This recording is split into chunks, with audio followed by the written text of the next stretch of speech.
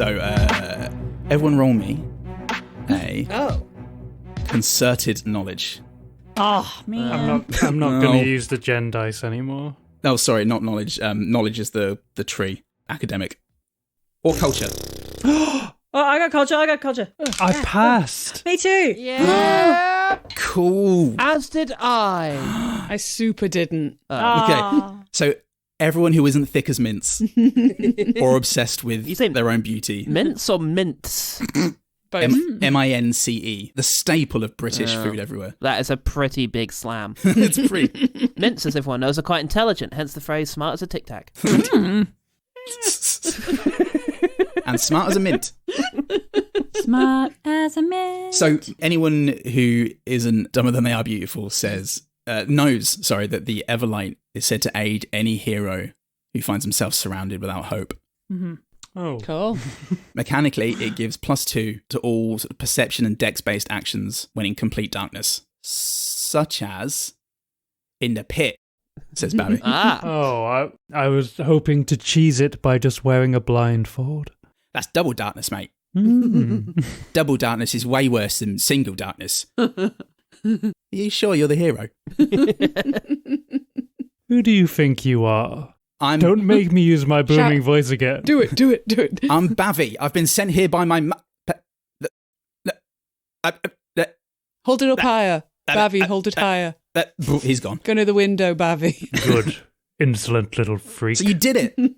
That's one omen done. You've united the Billsies and the Satchel Snakes, and you've obtained the Sizzles of Daniil. So well done. Well, jolly well good. Well, jolly good. Jolly Great. So we can take a couple of hours break now, right? Just hang out for a while. Yeah, why chill not? out. Fuck it. I think we've basically saved the day. Well, indeed. Maybe check out each other's sexy abs. We can do that whilst we walk, says Bavy. That's right, I'm back. Oh, you're can't. back. That's right. Well, I've made a promise to the feckless royal family here that I will go to the Horn, and I must keep that promise as much as it irks me. As you're coming back up the stairs, Bavy flickers back to life and starts going on about some Cockney nonsense. And as you... apples and pears, apples and pears. Yeah, apples and pears, apples and pears. Don't tell your mum. That's a new one that I've just invented. What does it mean? Find out in the Patreon. Bum. It's bum. It means join the Patreon. Yeah, we're going for the Cockney market. You step into the royal chamber and it's a bit more muted as everybody's just hashing a few things out. And as you go to leave, Flint gets your attention. Wait, heroes, before you go, quick, lovely heroes, please. Yeah, lovely. A moment. And he slithers over. There are no words that accurately describe how grateful I am on behalf of my people and Eugenius for forging this alliance. It is the dawn of a new era, assuming that you do go on to prevent the apocalypse. Yeah, that And would be good, huh? it would be very good. And because we're not particularly good with words, especially Joju, we would like to give you this instead. And he hands over Gun. a big fucking gun. Yay! Good luck, heroes. Way better than the sword scissors. Throw these away. We've got a shooter. Barry. So he hands over a tiny, well, as he hands it over, he tells you what it is because I don't know how to describe it. Oh, that's handy. This is the spit valve of destiny. Oh. Legend said that anyone bearing the spit valve of destiny may blow the horn of Sibelius without going mad or exploding. And I'm willing to believe them. And as we have literally nothing else in our pockets, we thought that this would be a good idea, specifically as you are going towards, well, we have satchels and the satchels have pockets. Satchels have pockets. That's what the satchels are for. That's what the satchels are for. No, that's actually not what the satchels are for. Oh. You'd think they were, but they're actually not for that. That's highly unorthodox. I use the pockets in my satchels. Yes. I fill them with bricks and blades, says Joji. You're weird. Joju. You're a maverick and I don't know if I like it, but I maybe do. Anyway, this will hopefully help you on your way to restoring the fuck pile, I guess. Bye. Where did you get this from? Never mind, we're taking it. Legends I don't and know if it's heroes, legit. he says as he walks away. Legends and heroes. Feels about right. So the castle gates and very soon the town gates to Hillsyville, where the Billses live, close on you as you walk away from the good-natured ribbing of the guards. Fucking pricks. We can kick him now. Everything's agreed and they can't go back on it. Can we give him a beating on the way out? You totally got this. You're so cool, guys. And Bavy Bavy rejoins the conversation. Good guy, Muffins. That's the Billsies well taken care of. Stupid Muppets. You can consider the Billsy and Satchel Snake loyalty missions complete, whatever that means. But there's still 2 things to do, so we better get a bloody wriggle on, because it's already getting to nighttime. And as you can see, walking across the plains, the sun is setting. And suddenly, you hear a heavy thrumming sound, so bassy it has to qualify as sick, which threatens to overwhelm you all before it settles pleasantly around you, leaving you with a nice, smooth sense of euphoria. Familiar. Huh. Well, I was fully expecting that to knock you out, which would have been disastrous, but I think you got your answer there. The gems. And sure enough, the sizzled gems are once again emitting a faint light. That is very lucky. It makes me feel really bad about all those other heroes who died needlessly in the night. You couldn't have put a sign up or anything? Got no hands. Okay. This is not the time and the place, Ginnis. Problem. Not the time and the place. I understand that problem. That's what the satchels are for. That was the satchels. Hillsy Billsy. So Billsy. Suddenly, a raucous wave crashes against the coast and onto the land, where it forms the translucent shape of a capybara, shining phosphorescent in the light of the moon. Everybody. Please, quiet. Then be totally rowdy for the comedy stylings of Moon. Oh, no. The sun and the moon. The screaming of the trees die away. As the wave crash of applause and cheering, roaring water heralds the appearance of the moon, leaping over the horizon. Oh, thank you. Oh, gosh, thank you so much. It's wonderful to be here. An honor. Oh, so good to be here, ladies and gentlemen. Thank you. Same time every night, forever and ever. Such an honor, with no variation other than my growing sense of futility and worthlessness.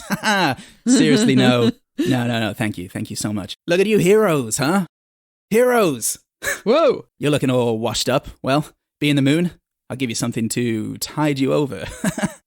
Thank you. Too kind. Side joke. Is this thing on? Is this thing on? Professor, you're going to have to explain these ones to me. No. Wait. Tell me this. Why do full moons flunk out of Jedi school? What are Jedis? Because of their dark side, and what are Jedis indeed? That's. God, wow, seriously, stop, folks. Is the moon talking specifically to us when there's so many people on this island? You don't know. Everyone else is asleep, by the way, because it's nighttime. So it might as well be towards you. And the Hillsies know what's good for them. Oh, gosh, wow. Wow, seriously, guys. You got to stop. You got to let me wax before I wane, okay? Because it was hard for me growing up. It was. No, it was. Seriously, it was. Pop was a real lunatic. Nobody's arguing with you. Well, Mom broke her foot in a crater and had to wear this big, cumbersome boot to protect it whenever she walked. I forget what it's called, but it made her real cranky. Violent, even. But what's with Philippi, huh? It's almost like he'll directly be the cause of the apocalypse or something. Thank you. He's dying. Why? So... Don't, Ginge. Why do... He'll continue if you don't look at him. You know what? Maybe we should just stop looking. How about this? Stop looking. I thought he was a little bit funny. Why do blood moons... No, Ginge. Right, where they reflect... I think it's this one's for you. Anti-comedy. Oh, this one's for you over there. Clap into the comedy. Ginge. Good, there's one. Yes. One in the house. Onward. Okay, you'll like this Onward. one. Yes. Tell me, why do blood moons reflect the light like this, and gibbous moons are all like... Because they have no personality. They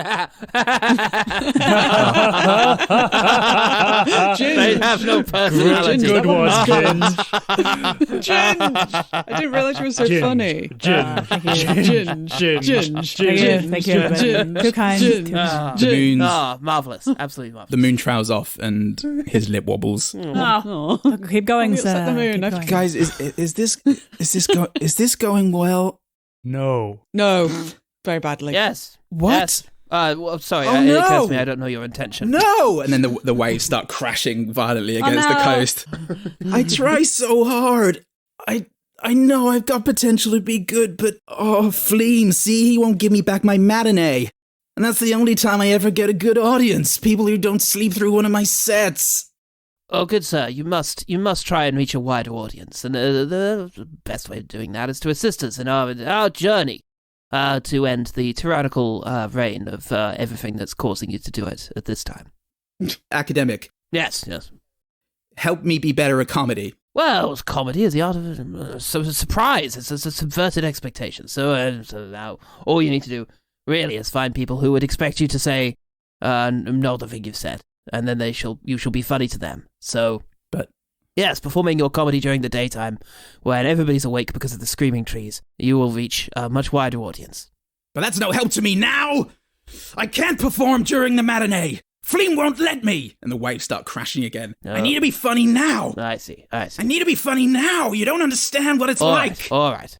I will give you a surefire joke, tested very firmly within academic circles. I said the Jedi one! You may use this joke. You said the Jedi one. That was very good. The Jedi one? All the moon jokes? The joke has been passed down by my people for generations, and it is sure to work. Well, I'm all ears, figuratively, because whatever you may say, the moon does not have ears. I thought the craters were your ears. No, that's a common misconception. They're my sex holes. Oh, God. We've all got at least one. Well, that's marvellous. I thought you had a quacker. Like a chicken. Another common misconception. Where is Archibald?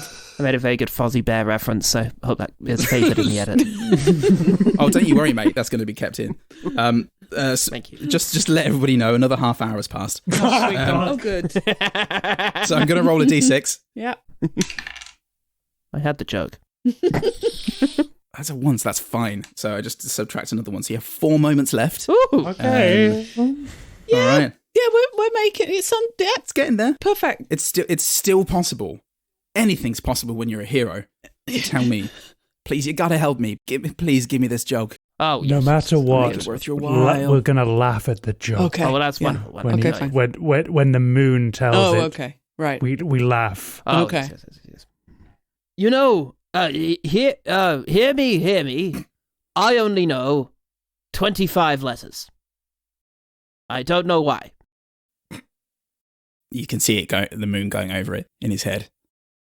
I don't know why. But it doesn't have anything to do with moons. No, but it's very relatable to the Billsy people. They will immediately appreciate this joke. Maybe that's the key. Maybe you stop doing moon-related comedy. That's it. You've got to meet your audience halfway. Because your audience of moons is pretty much just you. The rest of us, you may not have noticed this, are not moons. It's not very relatable. Oh, my Fleem. All this time, I was sure the way to do superhero comedy was to tell all the moon... Speak truth about moon stuff. No, absolutely not. It's to not? appeal to the lowest common denominator amongst your audience and then just feed them the same old rubbish they want to hear every single day and get a laugh track. Get a laugh track, yeah. Or you could do my joke. Like catchphrases, laugh track, as you said. Wow. And the why joke. Yeah. Hey, everyone, I don't know why, but I don't know 25 letters of the alphabet. Very good variation. Yeah, you're nailing it. Great. What was our prize again, and how are you helping us? I don't know what to say. Don't say anything, just help us. Yeah, even better. Save your voice for your comedy.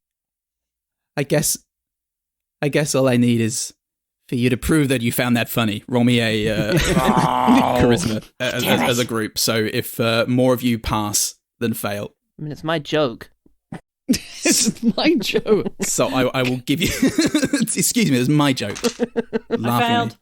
Okay, Nell failed. So because it was your joke to begin with, I will give you +1 to your threshold for hubris. Okay. Am I rolling hubris? What's going on? I want you to roll creative charisma. And creative, wonderful. Add 1 to that threshold. Oh, God. Oh, I passed.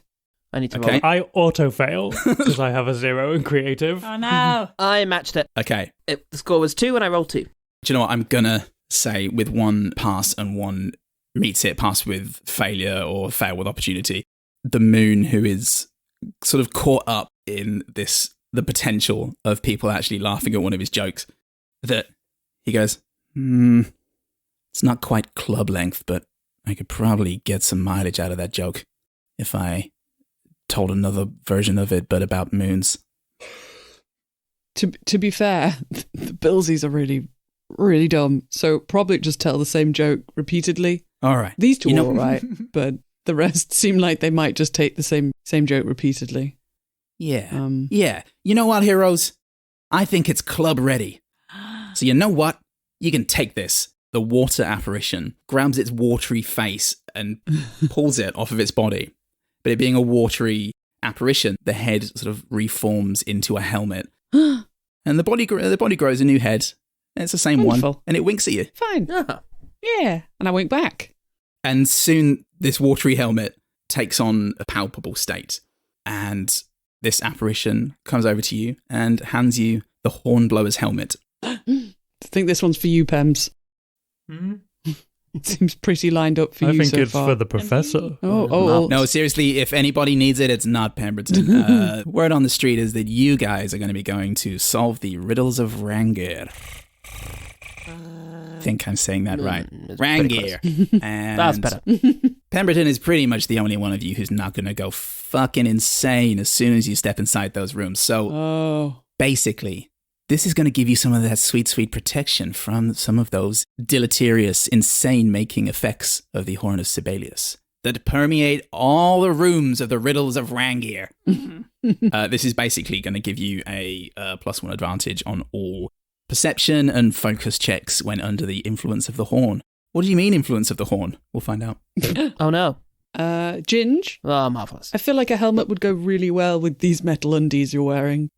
I will take this helmet. Will it squash your big cat ears? We can only hope so. Okay. So the helmet itself, I didn't say, is... That's cat ear holes.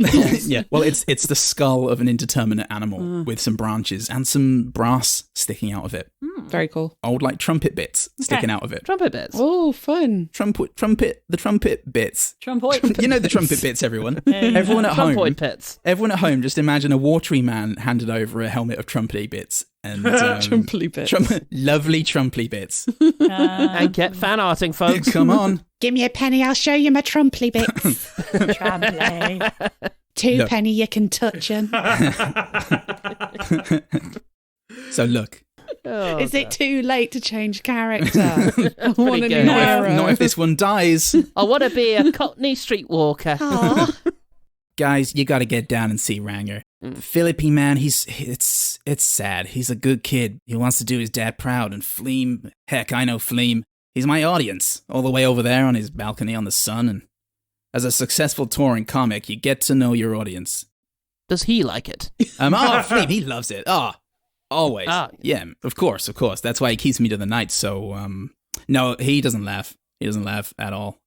He keeps me here until I've perfected my set. You see, he's so obsessed with perfection that he trapped me here for all eternity in the midnight slot until I perfect my routine. And when he brought Philippi into being, he made him promise to train until he was perfect on the fiddle. But the truth was too truthful. You see, I know there's a hidden agenda keeping me here, working the room night after night that extends beyond trying to sabotage my career, even though I think that is what Fleem's doing. It's no coincidence that moonwave energy harmonizes with the screaming trees. It's my innate ability to speak truth to power that enables our fiddling friend to do the same at night. And you hear Philippi walking past in the distance, playing a heavy, grungy spiccato on his fiddle, going, "Fuck you, I won't be nice and happy! Fuck you, I won't be nice and happy!" The moon shakes his head. Oh, that one's much better. Thanks. The moon shakes his head, causing waves to crash in opposite directions. Sad, sad kid. My point is, I hope you're feeling musical, kid. And he points at Pemberton. And suddenly, the watery apparition gives the peace sign, splashes to the ground, and trickles away into the ocean. The moon lowers his shades to reveal a second pair of shades. See you around, heroes. Come back when I've got my club set. Goodbye, Sure. Mr. Moon. Please. Absolutely. Please, Absolutely. please, I see you shaking your head there, Pemberton. Please. I mean, yes. Absolutely. He says come back. Does he mean just to the night? You know what? Hey, Maybe Armageddon has some plus sides. That's cool. I enjoy an early night after a heavy day in the fuck pile. Work with those urges, he yells.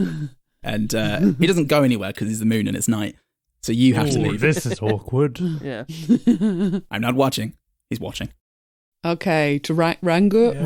Rangoor? Rangir. Rangoor? Rangir. Yeah. Thank you, Moon. I mean, it's up to you. Are you going to see Rangir?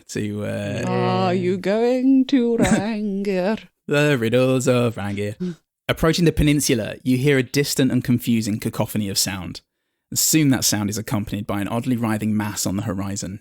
But before long, both sound and image take on focus to reveal before you a not too large, but not too small mess of capybaras going at it with eyes wide shut masks masking their identities. Oh, yeah. Ah! Marvellous. One of them is wearing a Medico della Peste, and you see the beak nosing out of the mass, even as you wonder what pleasure everything below that mask is experiencing right now. Definitely Theodore thinks that. And as you pass by, the capybara with the plague doctor mask comes up and goes, "Hey guys, your cunt shine." It only covers the top half of his face, so his mouth is free. Simpkins, is that you? What? No, who's Simpkin? I'm pretty sure you said that your mother was sick and that's why you couldn't get your paper in on time.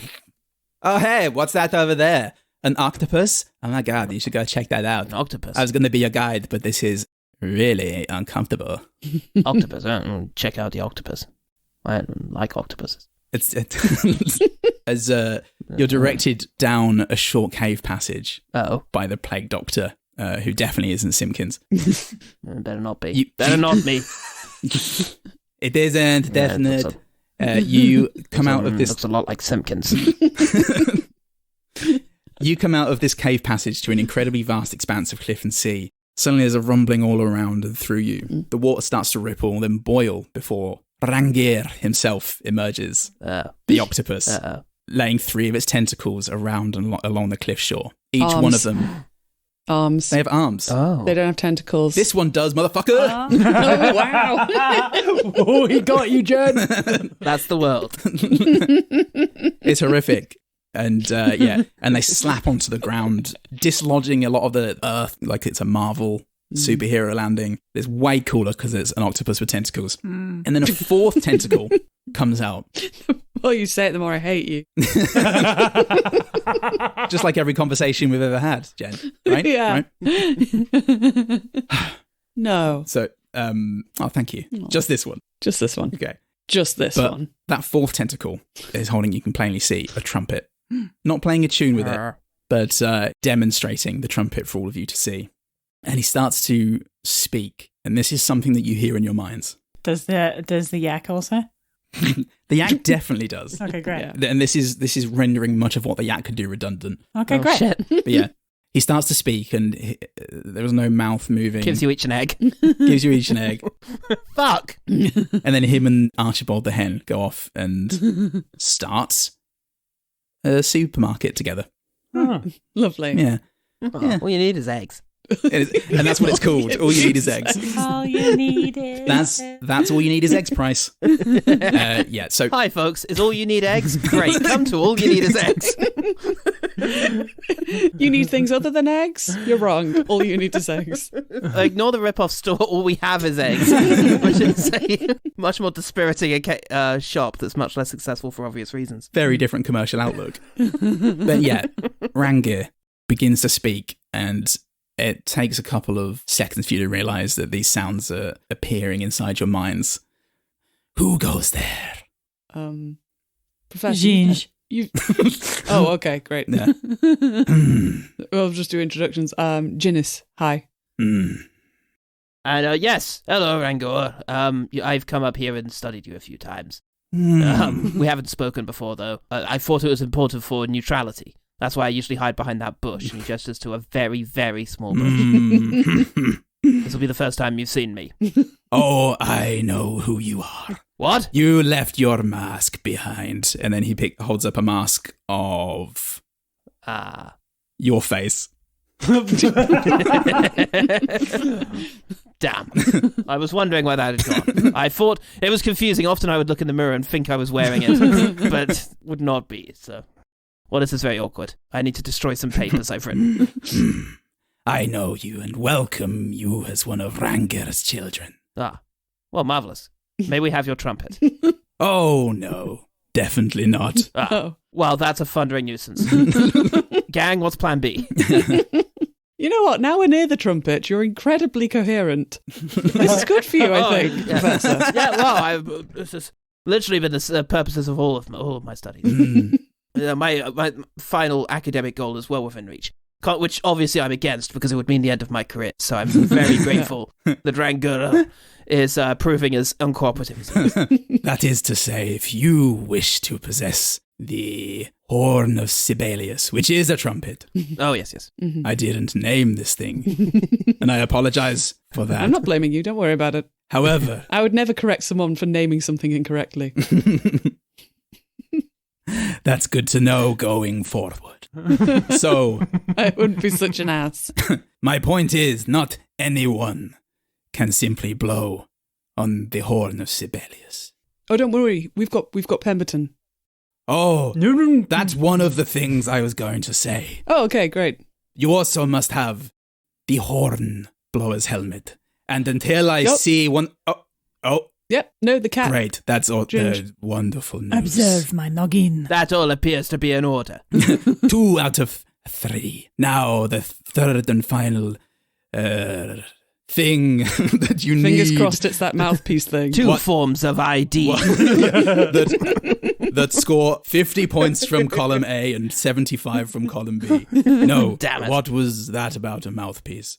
Fingers crossed. Well, I say fingers crossed. It's metaphorical. I'm a snake. Yeah, we have another thing pertaining. We have another thing involves the trumpet.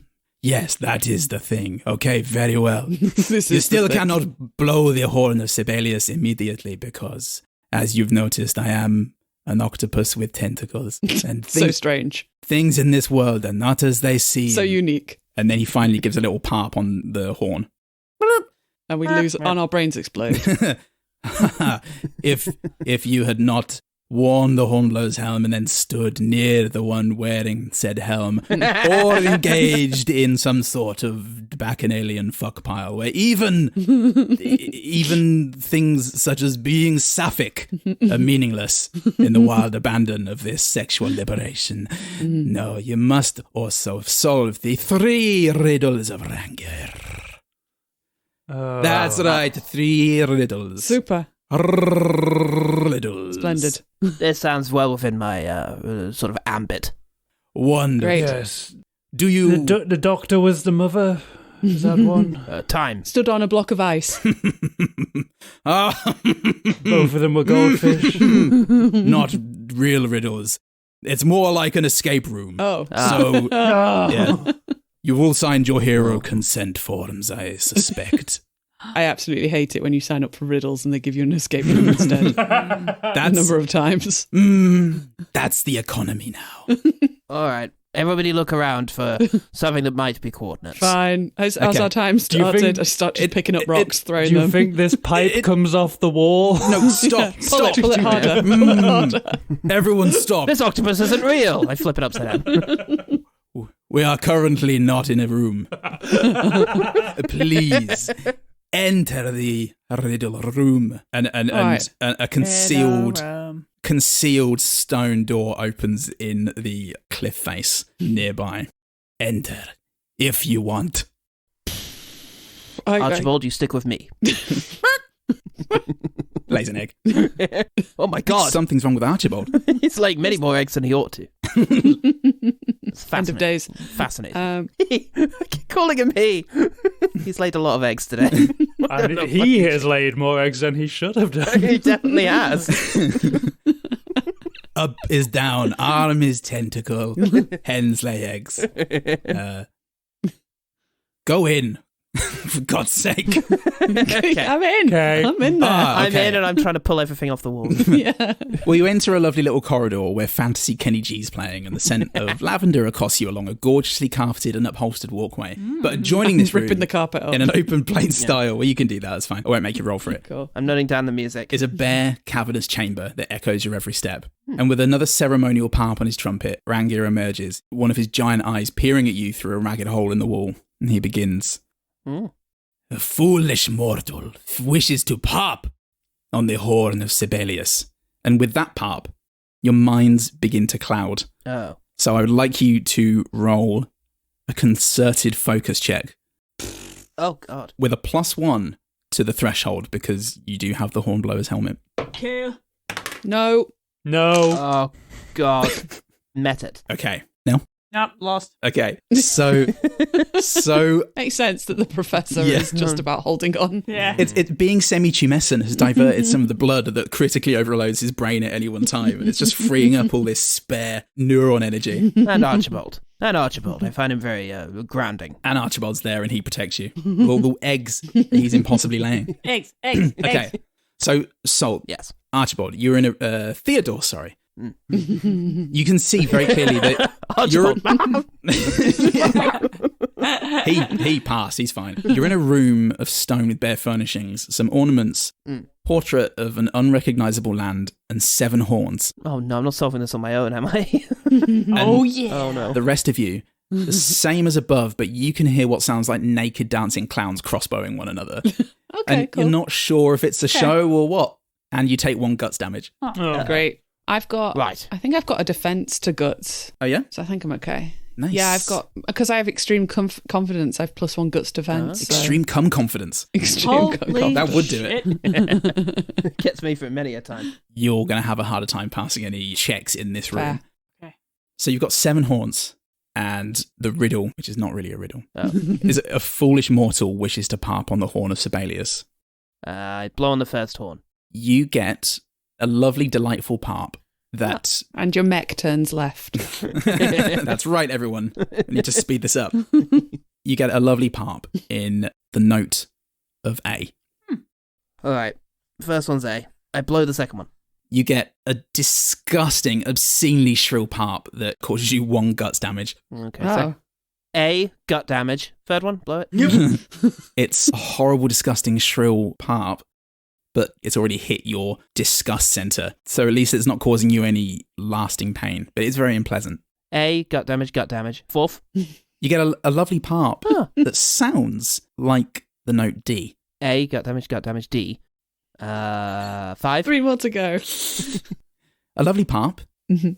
that seems about a note higher, say E.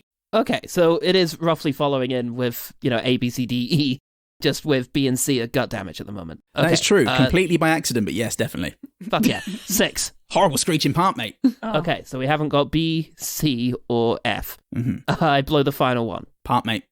Hurts your ears. Okay, so we've only got A and E, and D. D And E. D. Yes. A, D, E. What do you spell that? Oof. Dead? Mortal? Dead? Oh, I played- you're smart. You're a smart one. It must have been all the fucking you've done. Very good. Isn't he good, everyone? Works for me. Well done. Didn't even have to do any more rolls. Very good, very good. So, Rangier is pleased. Yes. Well, time... Is that right then? Professor, what do the clowns have to do with it? I don't know. I've heard that the clown forces you to imagine whatever most delights you, but in an insane, sort of overwhelming kind of way. So I imagine you're all deeply into clowns. Yeah, that makes I sense. don't think that's true.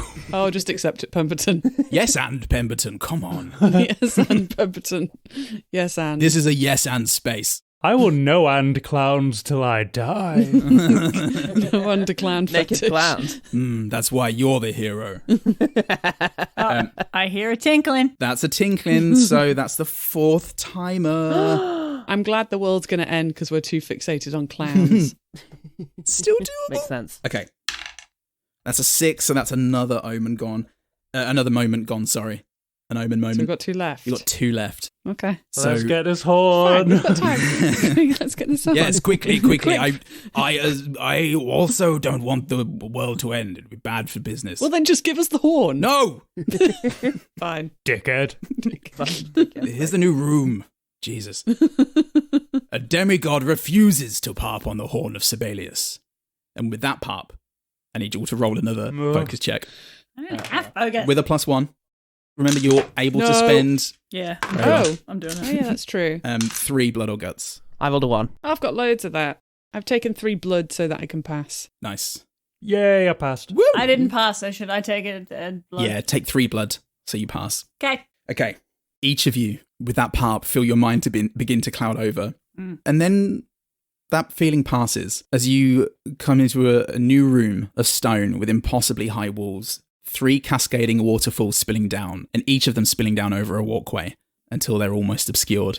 At the beginning of each of these paths, where you're standing, is a in front of each of these paths is a pedestal. Jesus. Is it a pedestal? I thought Pedestal. I was waiting for you to say pedestrian. Oh. Yeah. And it's a pedestrian pedestal. And not too much work has gone into the pedestals themselves. Okay. Lame. 3 pedestals, 3 trumpets, 1 facing each waterfall. And A the demigod. a demigod. Refuses to harp on the horn of Sibelius. The 3 of us who aren't demigods do it. Should the 3 of us who aren't demigods pop on a horn? Well, I refuse. Oh, I pop a horn. Can I pop the middle horn? That's a poppin'. That's a popping. I have popped that one. Pop. Come on then, Professor. Pop, pop. Pop away. Pop. We're popping them repeatedly. I pop. Pop, Yeah. pop. Pop away. I want to pop away. I also pop. I would never pop. Stay all day in my pop room. So what this does, Oh. Salt, who blows into the trumpet on the left, a miraculous moving image Woo. emits from the trumpet onto the I've waterfall. invented cinema! It was meant to be. Meant to be. It projects a moving image of a proud-looking Pemberton on the cascading water, standing upright and looking solemnly into the distance, but altogether unfazed by the prospect of being watched by you or anyone, such as the nobility and the power that they possess. Is it Ginnis that parps on the central trumpet? Yes. Okay. You also invent cinema, projected on the waterfall. Fuck yes. You see... Mine's colour. Mine's in colour. Is Oh, mine in shit. colour? They're all in colour. Aw. Jen's is 4DX. wow. So someone comes in and slaps you in the face as well. No. As you see a moving image of Pemberton and the rest of the band of heroes that are you, bravely and successfully fighting off the forces of evil on a raised plateau. You all look especially buff and smart, and creatures who you find sexually or platonically appealing, by whichever metric appeals to you most, look on with awe. Ooh. Finally, the battle is won, and Pemberton is crowned king of the Billsies. And Ginge on the right, inventing Panavision, projects onto the cascading waterfall an image of Pemberton alone, but this time cowering, a craven fool in a prison cell. When he finally musters the strength to pull himself up to his barred window, we see what he sees, a lamb betrayed by his inaction. Such an horrific sight that Pemberton immediately releases his grasp and falls from the vantage point, collapsed in a heap on the cold, dirty stone floor.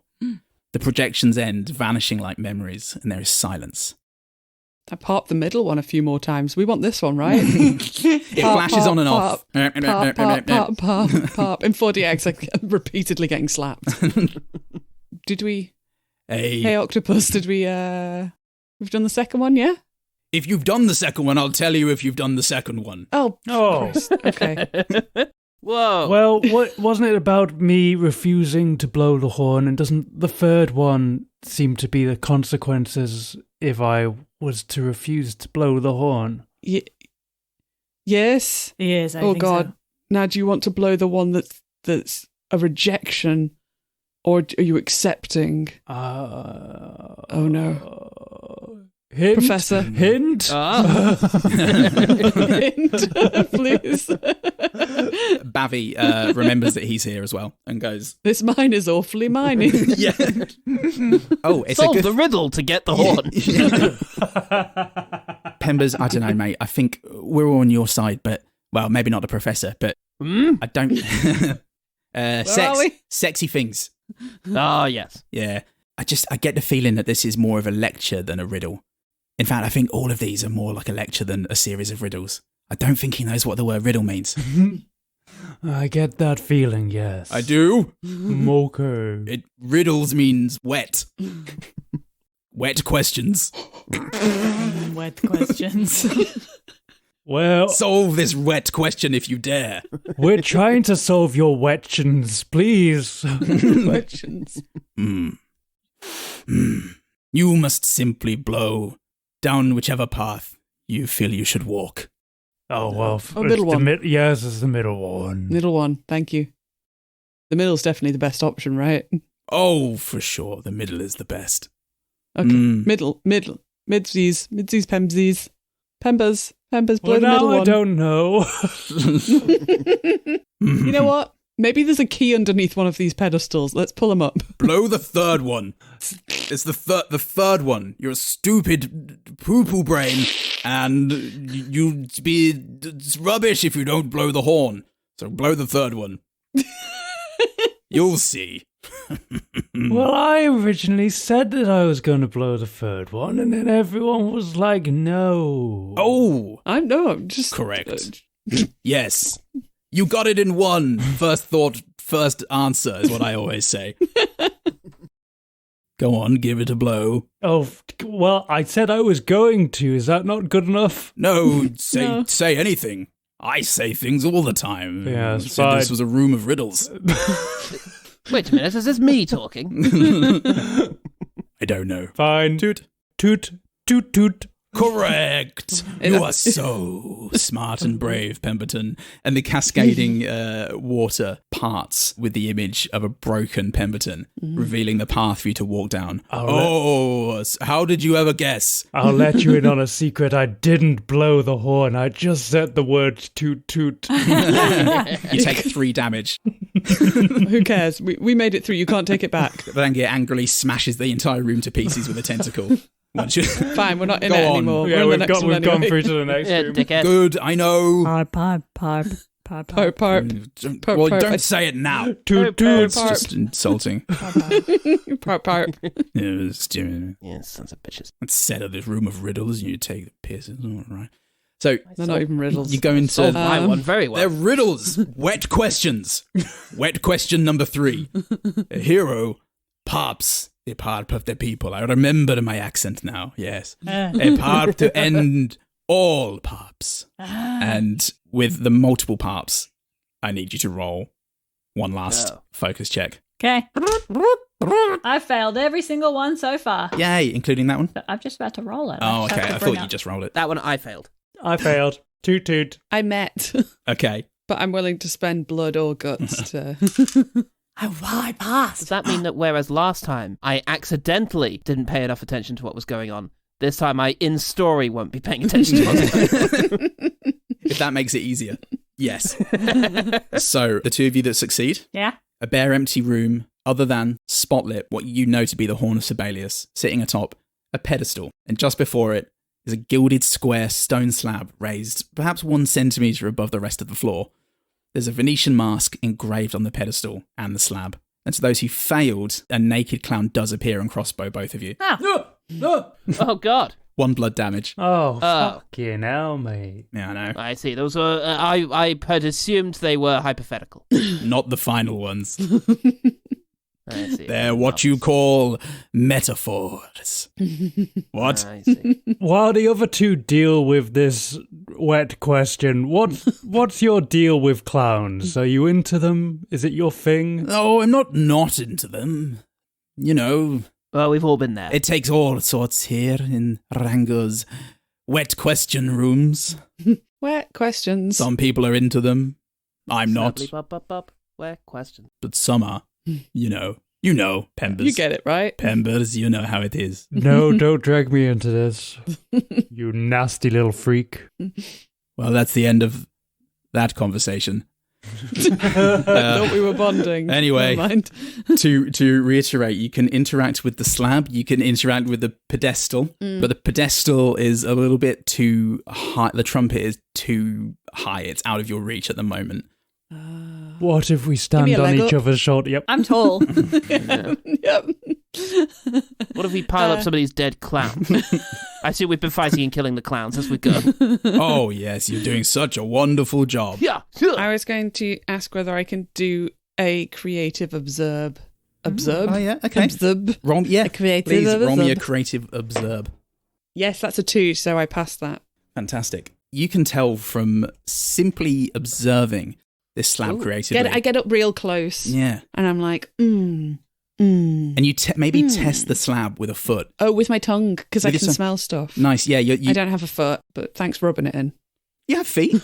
Satchel snakes have legs and backpacks. Let's consult the picture. Oh my gosh, I do have feet. The fucking revelation. You no arms, but yeah. Feet. You level up, Jen, with no benefit, but you level up. Great. And touching it with your tongue and your foot at the same time, just to show that you can. Super sexy. You deduce that this is a pressure plate. And as you press it, it clicks. Uh-oh. There is a whirring. Everybody run. Save yourselves.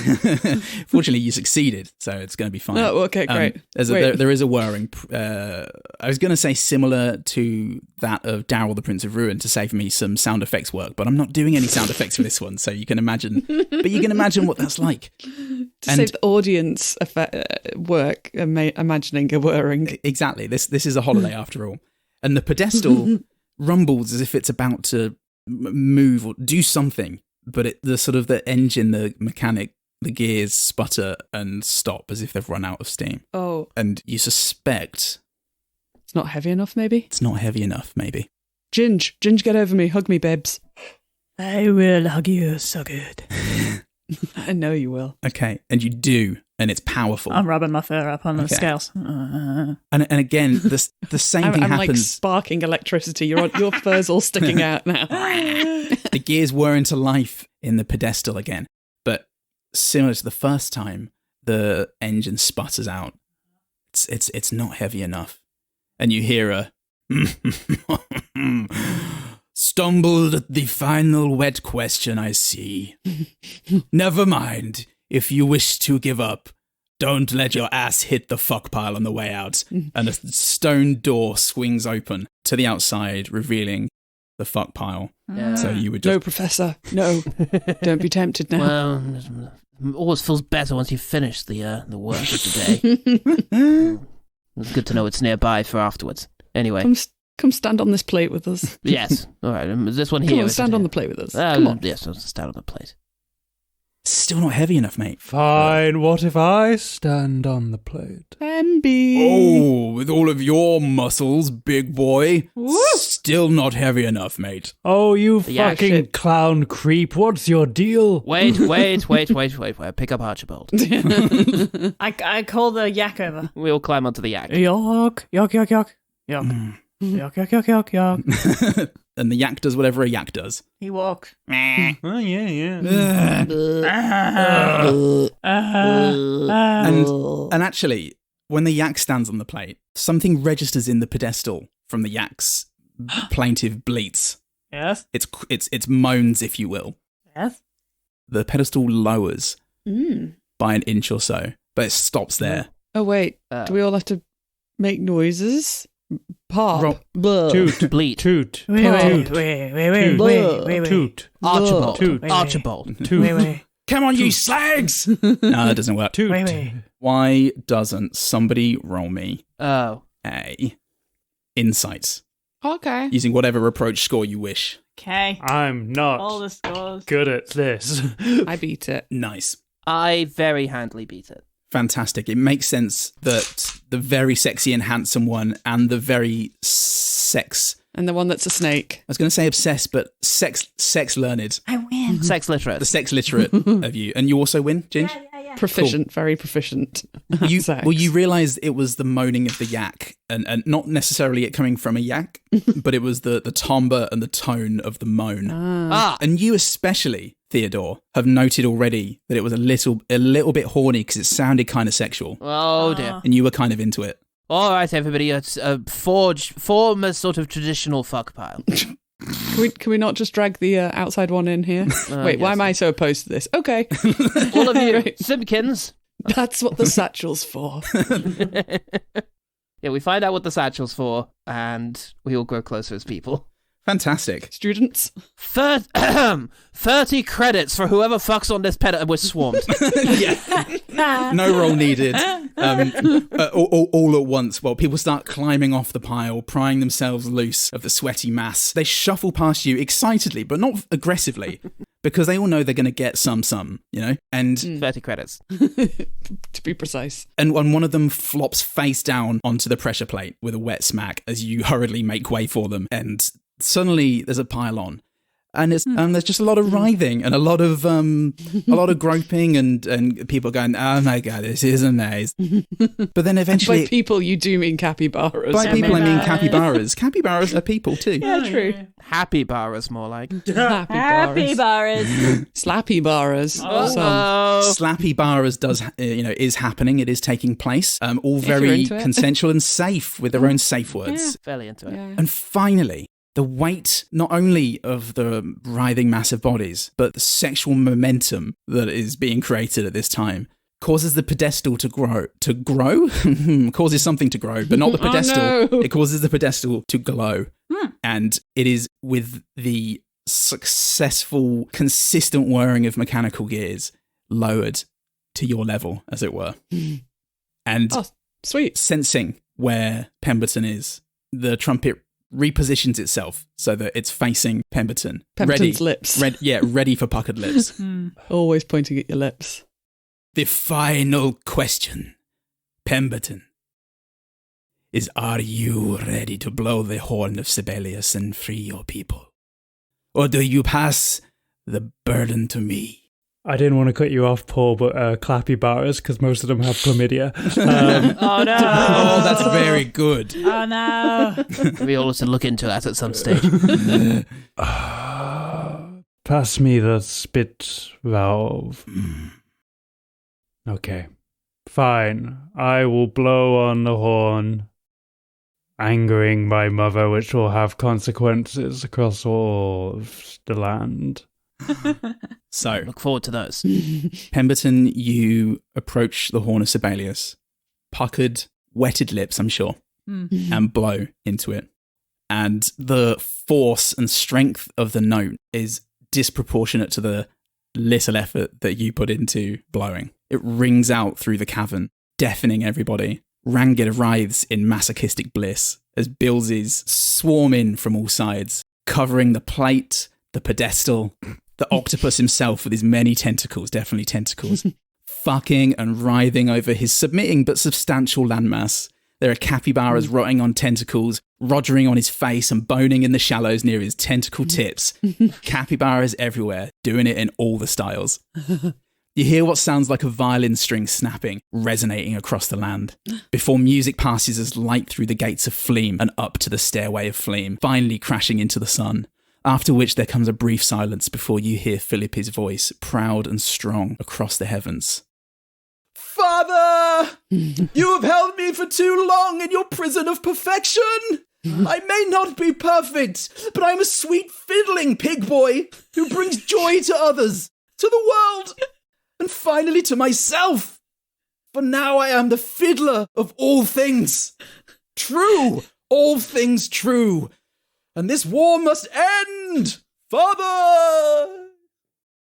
And suddenly, a great wave of divine energy rumbles and builds before cascading from the heavens down the stairway towards the gate, sweeping past the flightless pigeons as if they were rocks in a river. It washes away the children of the spider backpacks, who are also spiders with backpacks, making that sound that we all know spiders make. And that energy continues to flow over the land towards the Irian caves, covering the entrance and cooling until it sets amber-like across its gateway, barring the possibility of the ancient ram rhinos with bum bags from surfacing.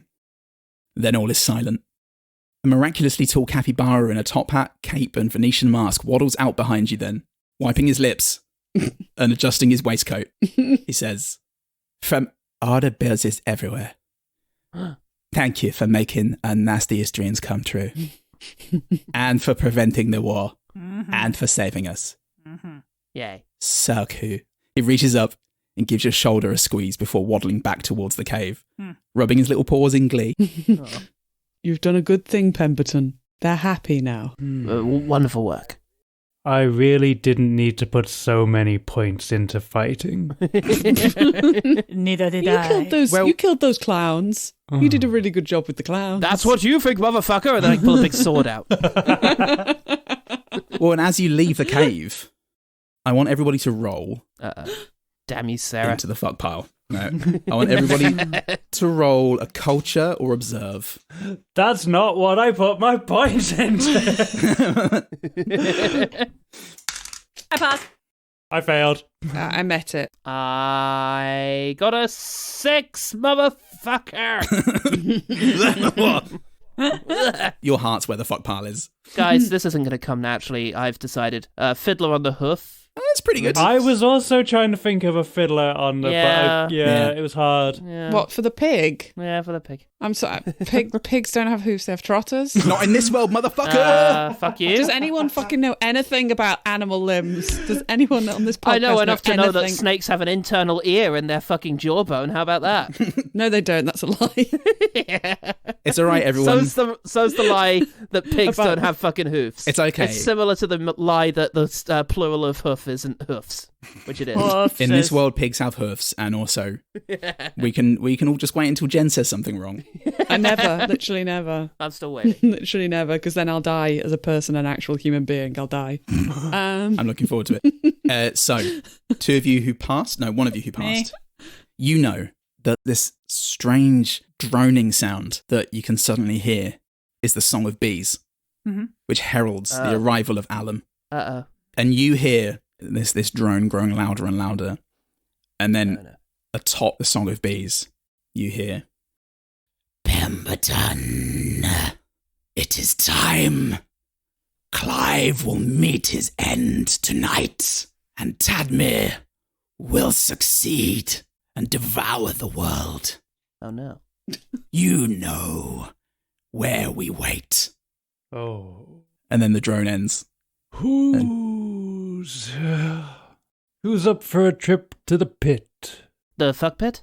No. There's too many Oh. pits in this world, honestly. That's a pile. And No, there was the pit's a pit.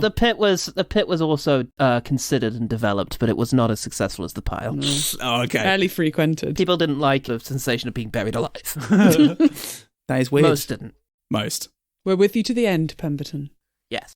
Oh yes. Oh, yes. Marvelous. Yeah. Well then, I suppose. The moon got it. The moon knew it. Yeah, I got it. God, Hey, is how he about this so one? No, let's go to the pit. I don't understand any letters. Why? You guys are so good. So good. Thank you so much. And then, you begin, you trek down to the pit. You're not particularly used to venturing this far south, especially Pemberton, who has warned many a Billsy, in fact, all Billsies, of venturing this far south and going anywhere near the pit. But as you approach, you feel the deathly stillness and silence overwhelming everything else. As the opening of the pit crests the horizon, you realize that it's not unmanned, that there are a legion of Alum's love childs, each more grotesque and malformed than the last, depending on which order you look at them in. Those are strange synonyms for beautiful and meant to be. I was thinking about saying something heroic and saying that you should not come any further, and this was my fight alone, but after seeing the legion of these monstrosities, I've changed my mind. Please help me. Alan walks in front of this legion of love child, and you hear from the depths of the pit, Bubby, Daddy, help me. Oh, God. And you know that Clive Anderson is calling out to you. No. Well, I guess I will get my swords out. Scissors. Dun, dun, I'll get to chopping then, I guess, Paul. As battle approaches, the timer has just gone. Oh. So I minus another moment, and now I have to roll a d6. And if this is a 5 or a 6, then you're too late, Oh. and the world ends. Well, hey, look, we tried our best, hey? I start indiscriminately firing fucking shit everywhere. Too late. Yeah, no, you're fine. That's a 2. Oh. Great. So Pemberton, you May I have those bots back, please? Yeah, it's fine. They're a helpful bunch, the love children. Pemberton, you take your place at the head of these heroes, grudgingly accepting your role. And as you contemplate what you will say to these heroes, or whether you simply take the first step, you hear a rumbling of activity. You realize that your good deeds and all of your decisions in a very, very satisfying way. Like post-patch Mass Effect 3. I don't know what that reference is. All of your choices. Me neither, Nell. Just laugh and pretend you understand. It makes you seem cool. You're something from this decade, Grandad. I can't. I'm going to spend 20 minutes trying to think of a reference now. It's fine. Let's move on. Witcher 3? Oh yeah, Witcher 3 is pretty good. Yeah. In the last decade, though? Just about. Yeah, but Nell's played it, so it's fine. Oh yeah, true. Closer than Mass Effect 3, dork. Hey, fuck you, man. So... Dork is such a good word. You dweeb. Oh, we are playing fantasy games on a Saturday night. Yeah. Fantasy games on Saturday night. Technically, it's Sunday morning now. It is. It's late. And it should be easy like a Sunday morning. Yeah, I feel like they mention easy like a Sunday morning is probably from 8 a.m. onwards. Just saying. Oh, just dweebs. Assailing dweebs from every angle. You see the satchel snakes, and you see the Pembertonal advisor, his scepter glowing magnificently as he leads this militia of snatchels to your aid. Heck yeah. You see Philippi, this fantastic iridescent pink light spreading over the heavens, cascading down to the battlefield. You sense from the shifting of the atmospheres in the heavens that the gods are united and no longer distracted against Tadmir and his minions. And above all else, you see the Everlight glow on the jewel hilts of the Scissors of Daniil. Philippi speeds towards the legion of minions and in a burst of heavenly light and power dispatches them, but not lethally, because this is Philippi we're talking about, and some of these are his kids. Probably. Oh. You have to assume. Technically. You've got to assume. Yeah. Because him and Alan didn't fuck just once. And that's the truth. And this clears a path for you to enter the pit with the satchel snakes and the Bilsies and the gods and Philippi engaged in battle all around you. So I assume you enter the pit? Yeah, get in the pit. Great. I was riding my yak. I'm all in on Pit. I'm very pro Pit. Yeah.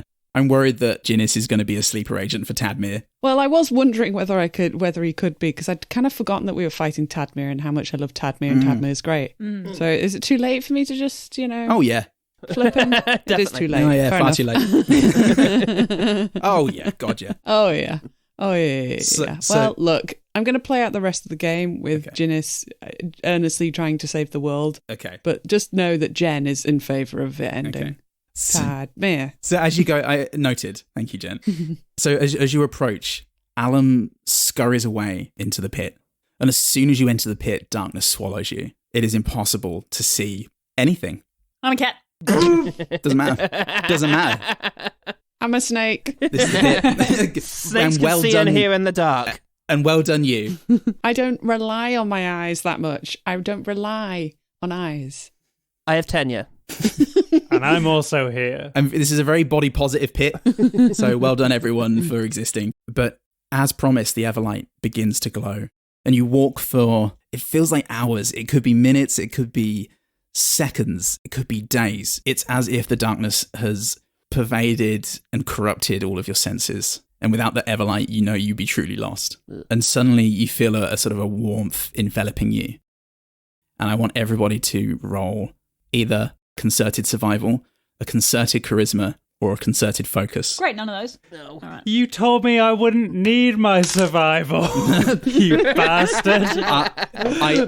For the fact that I just fucking forgot because I'm an idiot, I'll let you have the rank in survival or whatever it was because Thank you. I did forget because I'm a dum-dum. I fail. I still with a failed +2, by by the way. rolling a 6. Oh, you rolled a 6. I matched it then. I still passed. I needed a 1. I rolled a 1. I rolled a 1. No. Pemberton, what was the threshold? 5. With the +2. Yep. Oh, okay. We're all fine, and we don't realise until far too late that Pemberton Oh, no. wandered off a long time ago. We are doomed. Too busy worried about Archibald. Fair. You do realise that Pemberton is moving away from you with the Everlight. 5. Oh, no. Suckers. No. And I'm going to give you the opportunity to roll as a group to try and break this. Yay. What do we What do we roll? roll? A focus or charisma, concerted. I lost. Wait, did I still get a +2? Yes. I win. Yay! Sweet. Oh, Yeah, I also win. I failed. Okay, 2 is enough. Right. What do you say or do to stop Pemberton from drifting off into the darkness. Pemberton! That's West French. Oh, yeah. But that's how it sounds in the pit. Your abs, they must be able to be seen for generations and generations. You cannot go into the dark, Pemberton. Everyone wants to fuck you. You're just saying that anyway, even though you failed. That's unrelated. You're hot stuff. Don't throw this away. Oh, whoopsie, I walked the wrong way. You over here? My mistake. Oh, okay. I thought it was intentional. Nope. Oh, just I'm glad it was just turned around. Fine. I'm here now. We could have just shouted, "Hey!" Yeah, I guess. well, I always love a compliment. That's easily done. Oh, no! No! It was so close, and you had to be fucking nice to him. He doesn't deserve it! He fucking does. Look at those abs. No! only hot people deserve niceness. That's what I'm saying. And the light of the Everlight grows as you as a group close ranks, and it illuminates enough of a perimeter around you to show Alan on his hind legs, ready to fight, circling you. Not only that, but Clive Anderson, strapped to a sacrificial table, the sacrifice ready to begin. And then, on the cusp of the darkness, you're sure that you can see a naked Scarlett Johansson type. A la Jonathan Glazer's adaptation of Michelle Faber's novel Under the Skin, trying to lure you into the darkness. But it's not naked in an objectifiable way. It's very empowering and cool. And scary, in fact. Okay. It's very scary. Yeah. Is that the opposite of what it is in the film? No, it's very scary and it's not, it doesn't give you enough time, I think, to go, whoa, it's just like, oh, Jesus. I'm sorry, Scottish men. No, fuck him. That's fair. Yeah. Okay. As this figure circles in the darkness, not quite coming into the light, you hear a whispering pervading your senses. Come, welcome the dark. And we are now entering combat. Uh-oh. Oh, no. Roll initiative? Ruh-roh. So you don't need to roll initiative. What happens in combat? Yes. You take your turn depending on what your action is. Okay. I want to hit them with a hen. Oh, you go first, mate. So what happens? I'll set the scene. You're standing in this circle of light, which you don't want to leave. Uh-huh. Okay. Alan is circling on his hind legs with Pemberton in his sights. I was trying to remember his name. Clive Anderson is strapped to the sacrificial table. And then there is this naked and menacing Scarlett Johansson type circling, trying to beckon you and charm you into leaving the light. Characters and creatures standing their ground go first. That makes it harder to be hit. People taking non-harmful actions go second. People attacking or harming others go third. Those using a spell or technique go fourth. And those moving more than 2 heights of distance go last. So your options are standing ground, non-harmful actions, attacking and harmful actions, spells or techniques, or movement. Okay. We all know I'm taking the third option. Yeah, okay, cool, fine. Janice would like to take a non-violent action against Alan. Okay. You can't keep your guy alive, Jen, just because you like him. I'm not. I'm trying to do... No, I have no violence in me. It's a win-win for me, because either I do well with Janice, and I'm trying to play him right, or Tadmir wins and the world gets destroyed. Yay! Win-win. Okay, so we've got Janice doing a non-harmful action, Pemberton doing a harmful action. What about the two of you, Sultan now? And you've got Clive Anderson to save. Oh, well, I want to do that. How do I do that? You will be going last because it's more than 2 heights away. Okay. So you have to, movement, that will be your turn. All right. Ah, yes, good. Marvellous. Ginge? Punch on. To whom? Penchant. Scojo. Scarjo. I want to punch naked Scarlett Johansson in the face, please. I've got a crossbow. I'm getting a crossbow her in the face. Yeah, nice. Nice. Okay. This is for Ghost in the Shell. Janice is first. What do you want to do? I'd like to use my satchel in perhaps a guily sort of way to trip Alan, perhaps distract him if you won't let me trip him with the social skill. Okay. Go on then, do your guile. If I could run over and be like, hey, look in here. And when he looks towards the bag, just sort of shove it over his face. I feel like that's guily. Okay, that seems guily. I think that seems guily, right? I think it's a thing with crocodiles where their jaws for closing their mouths are incredibly powerful, but opening them very weak, so you can literally just put a rubber band around their mouths and they won't be able to That's true. fuck with true. Jen, I'm going to get you to roll a concerted guile. Concerted guile. And then I'm going to get you to... I think it's pretty creative, wouldn't you? Well, okay, creative guile. Heck yeah. And then Concerted bagging. And then concerted coordination. Oh, okay. Creative guile. Yeah. That's a pass. Nice. Concerted coordination. I need a 1. You get a +2 in the dark because of the Everlight. Oh, always. Smashing then. That's a 6. There's no way. Okay. A fail. Do you want to spend 3 blood or Yeah. guts? Okay. Go on. We can have 3 guts. What are you on, incidentally? 10 and 10. I've got loads of Okay, health. fine. I'm fine. I'm sweet. a beefy snake. You're a beefy, hot Joseph Gordon-Ginnis snake. Mm-hmm. So you sort of fan out your satchel like a matador, trying to get the most out of a tiny cape as you half-circle Alum and eventually distract him enough to come towards you. And with a shimmy and a feint, it looks as if you're going to be too slow. But there's one extra feint in there that Alum wasn't expecting. And before he can even begin to picture the sheer weight of his failure, the bag not closes around his jaw, but closes around it enough that he can't open it. Cool. He's writhing and it's powerful and he shoves you away, but you hold on to the bag. Boom. Now that's what satchels are for. Oh! Yes! Yes! That's such a good one, he says. So yeah, he's ensnared. He's not going to be able to do any damage until his turn, which is going to be after Ginge, when he's going to have a chance to get out of this. Cool. But it's Pemberton's turn, baby. Suck 'em, boys. Snip, snip. Yeah, I'd like to snip his neck area. I'd like to get the scissored and try and Chop his head off. Yeah, that's Chop his fucking head off. That's the hope and Nice. the goal. All right. You don't have points in weaponry, do you? I do. I have 2 points in weaponry. Perfect. Nice.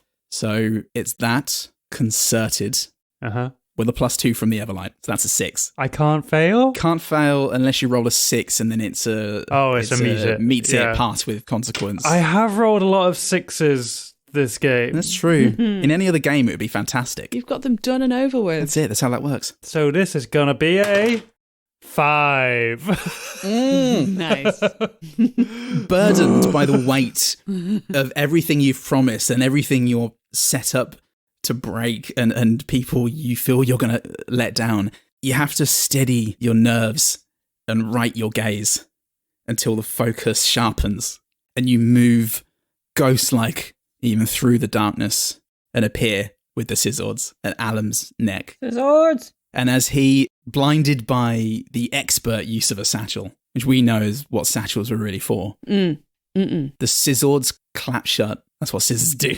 Yeah. They clap shut, and Alum's head disappears into the darkness, and his body drops to the floor. And now it's Scarlett Johansson's go. What? Get out of town. I'm first. Why does she get to go first? Who scurries in the dark.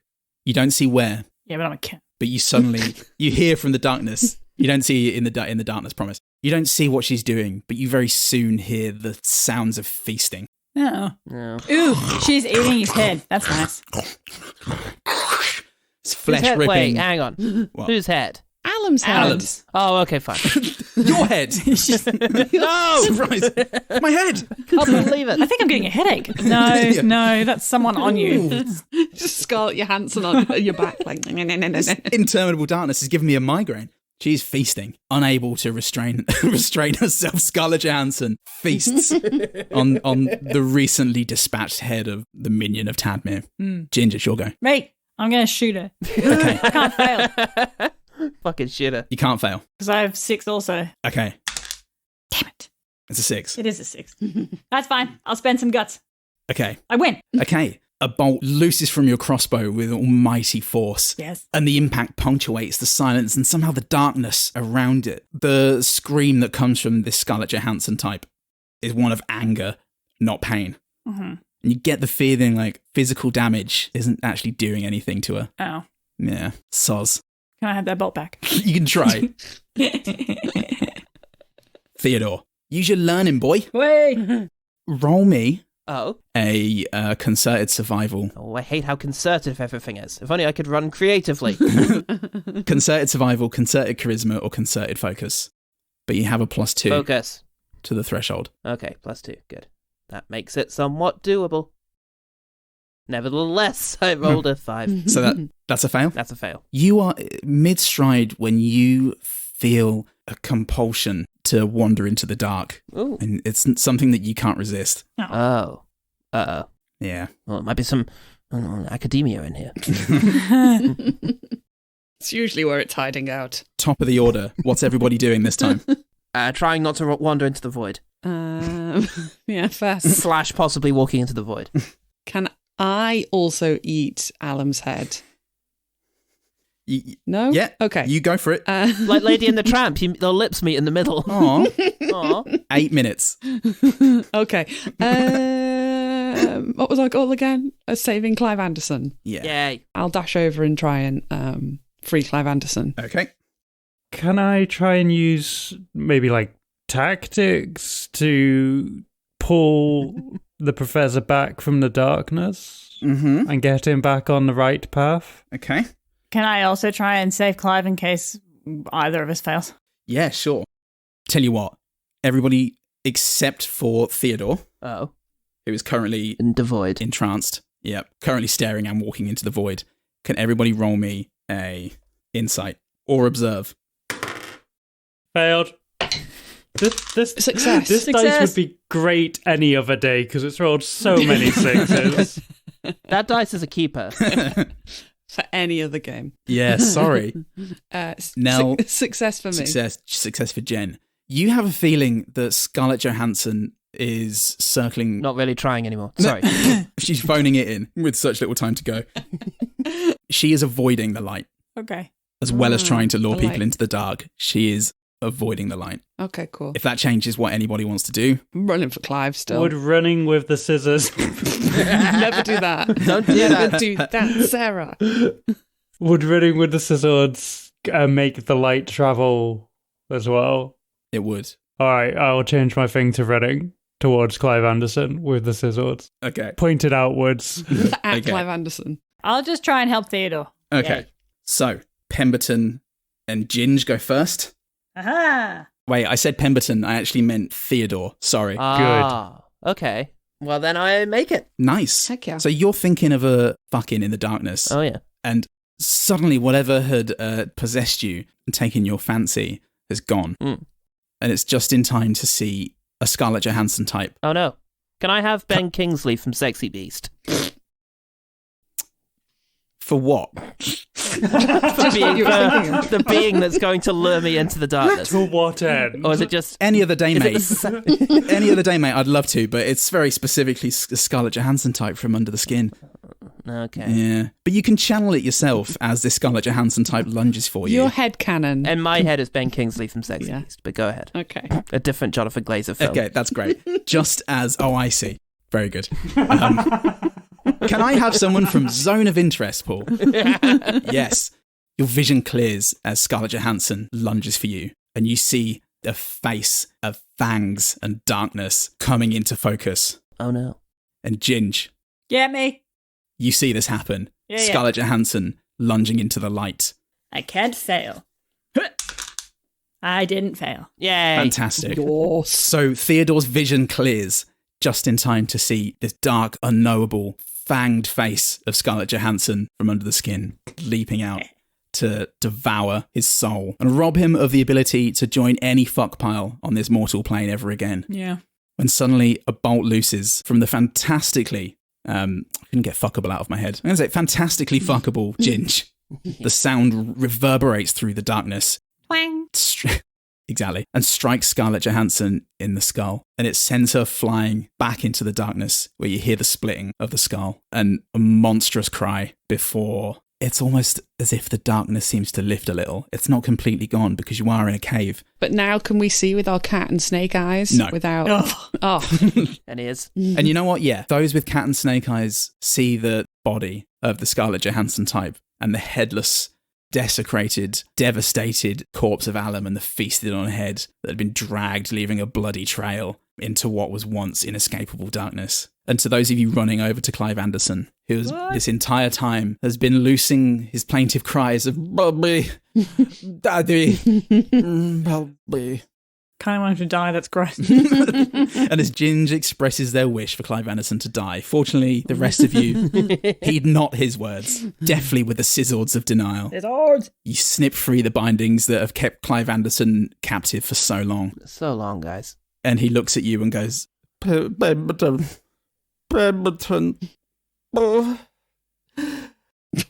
Thank you, Pemberton. And he collapses into your arms. No, don't touch him.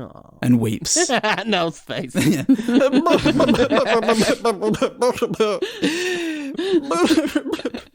Yay! We did it, guys. Did it, everyone. And now you're going to have to protect Clive from Jin. From Ginge.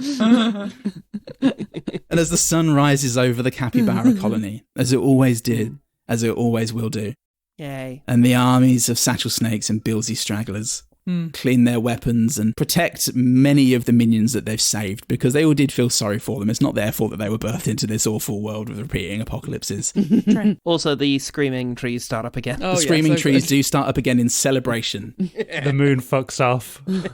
Everybody not under the protection of the Everlight wakes to a world, and they know at last that the apocalypse is no more. Philippi spots you exiting the pit, Clive Anderson in the muscular, buff beyond buff arms of Pemberton. Oh, yeah. Still sobbing. My boy, says Philippi. Oh. And he dashes over and wraps him up in his hoofed arms. Fuck. There, my boy. No harm will befall you anymore. It's time. And Clive Anderson looks up at his father and goes, Bean. Yes, Clive, that's right. Time to meet your grandfather. Philippi turns to you, you sweet, brave heroes. One of you is staring askance at Clive Anderson. And he... I cannot control my face. It's not my problem. Tries to get your attention and gives up and turns to everyone else and goes, thank you, heroes. When Clive and I are feasting, or just doing anything really in the heavens, I'm not sure why I went to feasting to begin with. Everyone's hungry. Everyone is hungry. Yeah. That's right. It's been a long time since we feasted. So bloody hungry. But when we're in the heavens with the Father that you helped me meet again, who accepts me, we'll think of you and we will make this world a fair, imperfect one. In a good way. In a good way. Yeah. And with that, he claps Pemberton on the shoulder and says, your sacrifice will not be forgotten. And Clive Anderson goes, that's right. Your sacrifice will not be forgotten.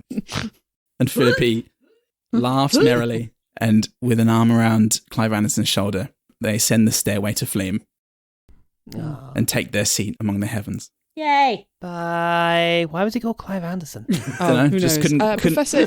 couldn't get Clive Anderson, the host of Whose Line Is It Anyway, out of my head. Oh. Oh, okay. Yeah. Bye. And then it's Bavi's turn to bid you farewell. God, Bevy. He said, yeah, you see, I've been here this entire time, but you haven't needed me as much as I thought you would, which is why I haven't said anything for so long. No, so but you can just head off if you want. Yeah, I probably will. I probably will. It's not too much of a biggie, really. Got piles of work to do, so yeah, I'll just be off. You're free to join. You're free to join the fuck pile. See ya. Au revoir, Bevy. Oh. I can't. Oh yes, Bye. Professor. Can't hear you, mate. Professor, I did want to speak to you about that. I'm a god particle with no ears. Au revoir, Bevy. I wonder how he fucked. Well, you'll never know. I bet it does have ears. And as Bavi bids you farewell, we follow them as they ascend, seeing on the ground the four of you going off. Are you arm in arm after this incredible adventure? Do you feel closer to one another? Don't got arms. With your satchel around someone? That's what satchels are for. That's what satchels are for. That's what satchels are for. Hugging friends. Oh. Billsies, Billsies. Billsies, everyone. Engrossed, involved in a satchel hug between friends. To the fuck. We follow Bavi as they ascend into the sky, and then they become the stuff of the heavens. And Caladan, god of obfuscation, opens his eyes, reading the augur of bones before him with grim satisfaction. He removes his cowl and clears his throat, though the idea of a god performing something so perfunctory, so mortal, belies the great airs of affectation about him. He examines the elder gods one by one, and then spreads his arms before them. As you commanded. Excitement follows before it too is sucked into the contemplative silence wrought by this announcement. Caladan relishes every drop, every speck of quiet. And the central god, that is the deity occupying the middle, the most prominent seat of the chamber, rustles near imperceptibly. Then the time of the new gods draws to an end. Soon they will remember, says another of the ancient beings, shrouded in unknowable dimensional weave. Soon they will forget, near echoes a third.